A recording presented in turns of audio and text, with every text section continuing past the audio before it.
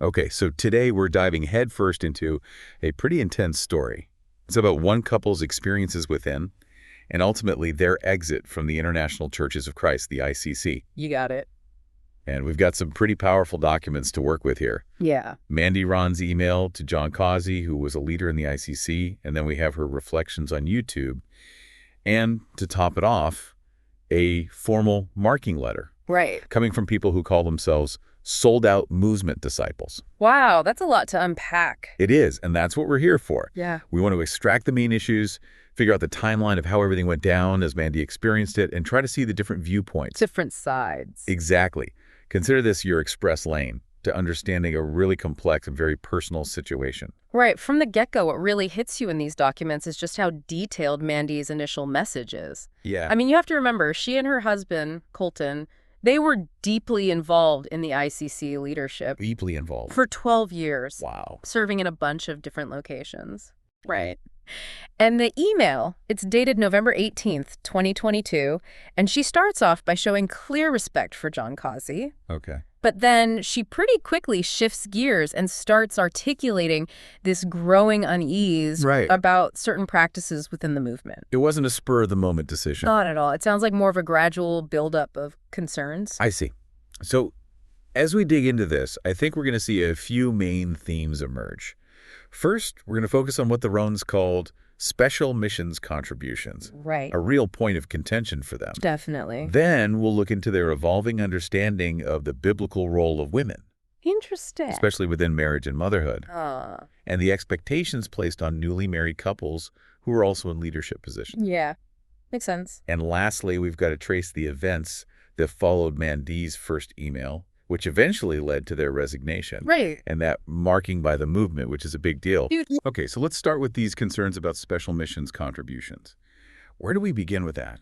Well, for the Rons, it seems like a turning point was April 2022, right after a missions victory, A victory. when Mandy felt what she describes as the spirit being off.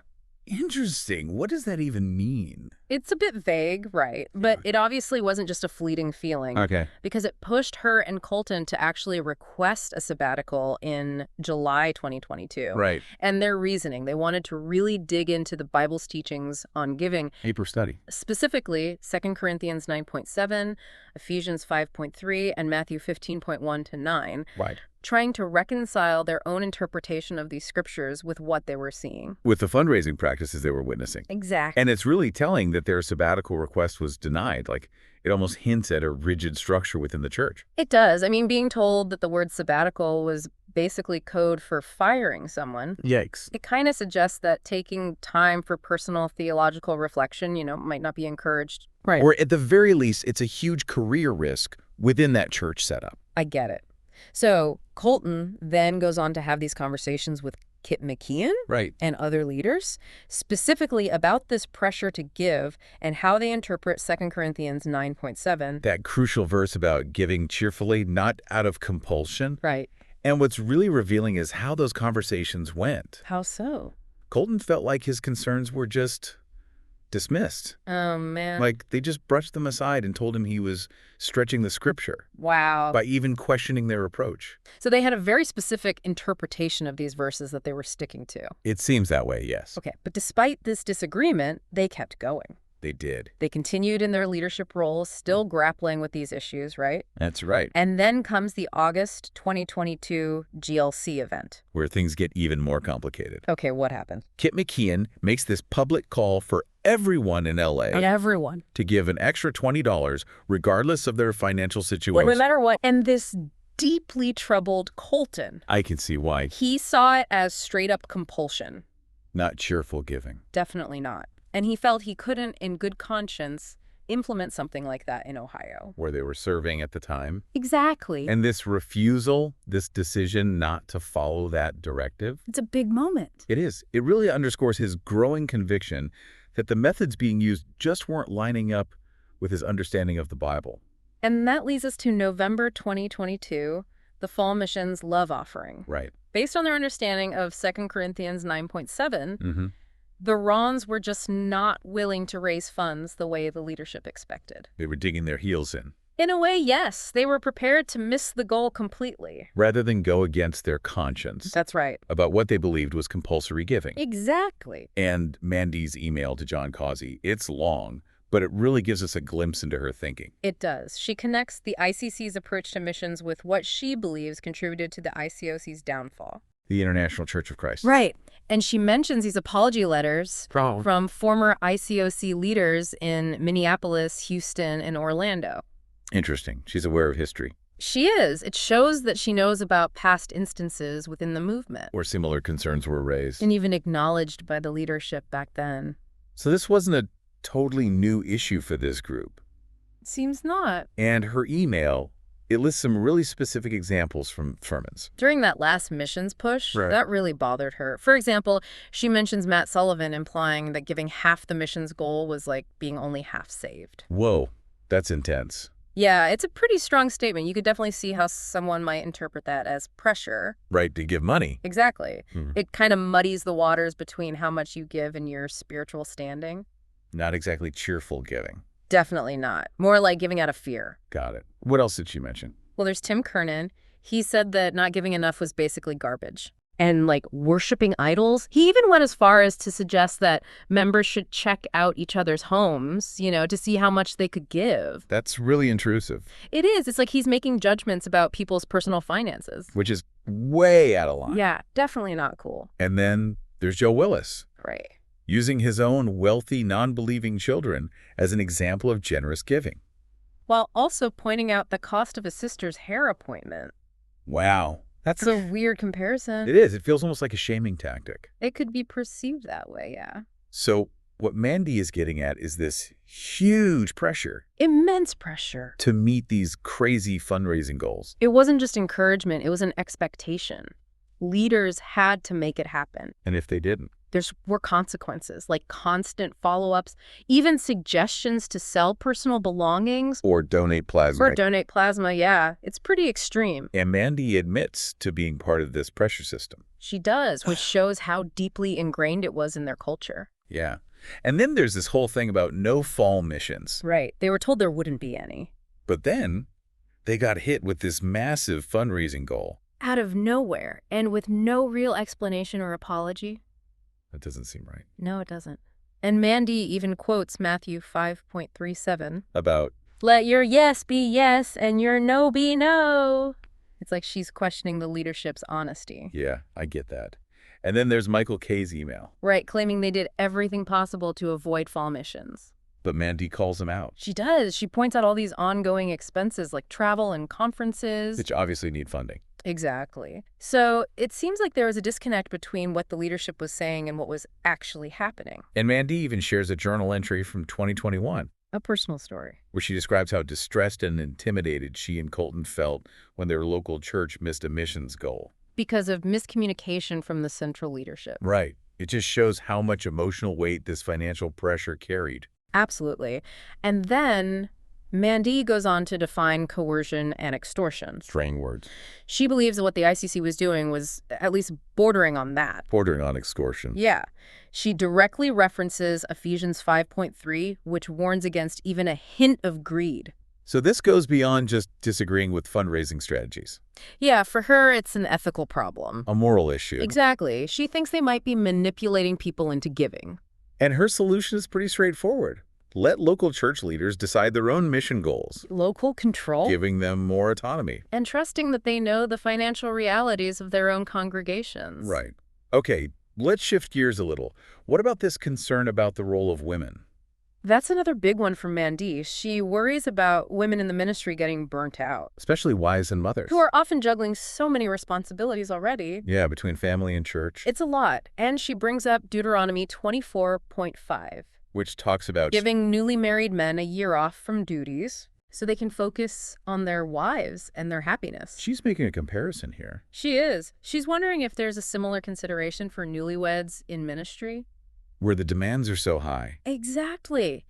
And it's not just a theoretical concern for her. She talks about her own experience. Right, becoming unpaid region planters just 2 weeks after getting married in Oh. 2010. That's intense pressure on a brand new marriage. Yeah. And she's also worried about other young leaders. Like, she mentions someone she calls Okay. who was sent to lead a church right after getting married. So there's a pattern here. It seems like there is. It makes you wonder if the urgency of ministry needs overrides any concern for these new couples. Yeah, I see what you mean. Yeah. And while Mandy is grateful that she got to homeschool her kids, She feels stretched thin. trying to balance everything, Family, home, and all these ministry duties. it's overwhelming. Definitely. And she even mentions this example schedule. Of a typical working wife, mom, and disciple. Yeah, it's packed. And it makes you wonder if there's a better way A way to experience the light yoke of Jesus. instead of feeling constantly burdened. Exactly. And she recommends this article by Douglas Jacoby, On Titus 2. which is about, the role of women. she's looking for a different interpretation. Yeah, one that maybe focuses more on mentorship and teaching. Within a more balanced framework. Right. She also talks about this D time, Discipleship time. where she felt pressured about people moving for ministry. Which she contrasts with the idea of the Holy Spirit's freedom in John 3. It's a complex issue. It is. And there are more concerns, right? Right. Mandy brings up Ephesians 6.4, which tells fathers not to exasperate their children. To be patient with them. Exactly. And she wonders if all the moving around for ministry, Might be doing just that. exasperating the kids. And maybe even causing spiritual neglect because of the instability. It's a valid concern. She also points out that not many kids raised in the church become disciples themselves. It's a thought-provoking observation. It makes you wonder about the long-term impact of this environment on young people. For sure. Okay, so now let's get into what happened after Mandy sent that email. Right, after she laid it all out there. John Causey actually called her, right? He did. On November 18th, 2022. That's right. And she describes their talk as respectful, Mutually respectful. but she also felt like he was kind of dancing around the scriptures. Avoiding the real issues. Yeah, and trying to justify the existing practices instead of reconsidering them. Like he wasn't open to change. Exactly. So her initial hope for real dialogue, And potential change. it started to fade after that. Yeah. And their second conversation, a few days later, was even worse. How so? Well, Mandy says that John reminded her of her place. Wow. And warned her not to be like Miriam, who Yeah. got in trouble for speaking out against Moses. That's a pretty loaded comparison. It is. But at first, Mandy felt a little bit hopeful. A glimmer. But then she realized that nothing was really going to change. They weren't budging. And here's a concerning part. John told her not to listen to other WSL sermons. Probably women's service leadership, right? Right. And he called them poison. Poison. Wow, that's a strong word. It is. It makes you think they don't want people thinking for themselves. Or being exposed to different viewpoints. It seems that way. And Mandy attributes some pretty troubling statements to John. Like, You can't make more bricks with less straw. and each baptism is more missions. What do they even mean by that? Well, the way Mandy and Colton saw it, Yeah. it's like they're viewing people as tools for fundraising. Not as individuals with souls. Yeah, that's the impression they got. And Colton's talk with John didn't go any better. Nope. John said Mandy was stretching the scriptures, Same old story. and he used 2 Corinthians 8.5 and 9.5. Out of context, according to Colton. Right, to try and justify their financial practices. They just felt like they weren't being heard. Exactly. And it's interesting because John admitted that the church was facing a mission shortfall, but he said they could have raised the money if they'd started earlier. Started earlier. And he even used DoorDash as an example. Like, people should just pick up extra gigs. Yeah, like it's that simple, But it's not that easy for everyone. especially with the cost of living these days. Yeah, exactly. And while the world sector did end up covering the shortfall, Right. the Rons felt strongly that their original gift Which was generous. should have been enough, They had a different understanding of what's appropriate giving, taking into account their financial ability. and that's when they made the decision The huge decision. to resign from their leadership position. And leave the ICC altogether. It was a tough call, I'm sure. I bet.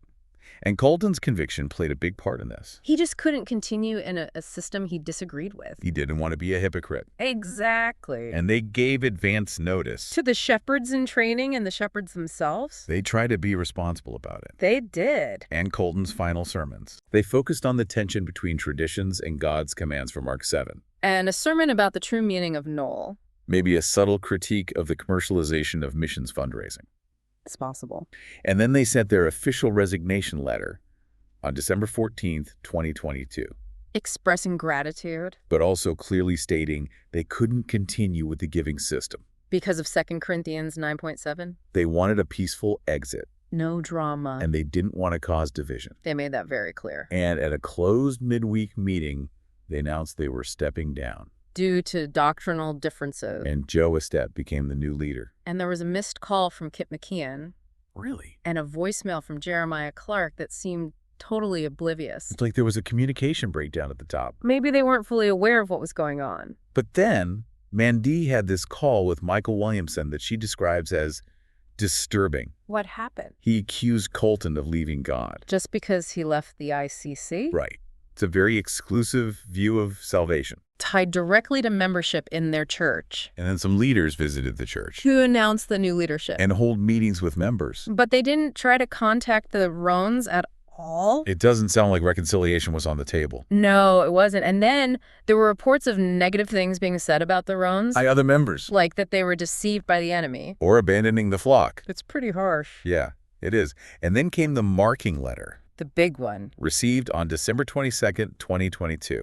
With no prior warning. Even though the letter itself claims there were warnings. It's confusing. And it came from these sold-out movement disciples. Interesting title. They accused the Runs of being divisive and undermining the leadership Because of their bitterness. and their warped view of missions fundraising. Strong words. They even reference Romans 16.17-18 and Titus 3.1. Verses usually used for serious doctrinal issues. Or when someone's causing major division in the church. That's a big deal. Yeah, it is. The letter itself is very accusatory. It claims that despite lots of efforts to disciple them, the Roans were undeterred Disunified. and unwilling to submit. Wow. It also says their belief that the mission's fundraising is unbiblical Yeah, is a false interpretation. And they call their concerns about compulsory giving baseless. They flat out say that their financial practices are biblical. And the Roan's opinion is false and unbiblical. This is a pretty firm stance. It is. So after all this, the Roans start sharing their side of the story publicly. On Facebook and YouTube, Right, including Colton's Noel sermon. which probably touched on some of their concerns. Man, guess what happened? They got hit with copyright claims and legal threats. Seriously? Yeah, over the Noel sermon. So they had to take it down. They did, but they didn't stop there. They kept going. They released other sermons online, like Stand for Truth. And central leadership, Kip McKeon. The titles themselves speak volumes. They wanted to address these issues head on. And then Mandy posted her reflections video on YouTube about a month after they left. A month after. Yeah, it's a good summary of their reasons for leaving. She repeats that it all boiled down to doctrinal concerns. About finances and leadership. She was really shocked by how harshly the leadership responded. She calls it a punishing spirit. And she says the marking was completely unbiblical. She also emphasizes their desire to create a healthy spiritual environment for their kids. Away from all the pressure they felt. Right. And Mandy connects their situation to the E.D. Power story in the ICOC. Which also involved financial concerns. And a marking. It's like she's saying this is a pattern in their history. Not just an isolated incident. And she references apology letters from former ICOC leaders, Who admitted to. coercive financial practices. So she's bringing in historical context. She is. She also quotes Henry Crete, Who talked about the sacred trust of financial giving. and the need for transparency. And he warned against even a hint of greed. It's powerful stuff. It is. So looking back on all of this, it's clear that the Rons had a major disagreement with the ICC leadership, About core biblical principle. especially about giving and leadership. And their story raises some big questions. For us to ponder. About cheerful giving versus what they saw as demands. And the balance of power between local churches and central leadership. And how they deal with dissenting views. But we got to remember that this is just one side of the story. Yeah, we've only heard from Mandy and Colton. The ICC leadership and members likely have a different perspective. And it would be important to hear from them too. Absolutely. But even with that in mind, Mandy's detailed account and the parallels with the ICOC's past. They leave us with a lot to think about. Like, how can religious movements maintain both growth and doctrinal purity? It's a tough balance. It is. And what happens when your conscience clashes with your church's practices? You do. That's the question. Yeah. This whole situation really highlights the tension between authority and individual conviction. In any faith community. It's a challenge for everyone, Absolutely. and something to keep in mind as we navigate our own faith journeys. I agree. Thanks for joining us for this deep dive. It was a fascinating discussion. Definitely. And we'll be back with more soon. Looking forward to it. Until then, keep thinking, keep questioning, and keep seeking truth. That's the key. And we'll see you next time on The Deep Dive. See you then.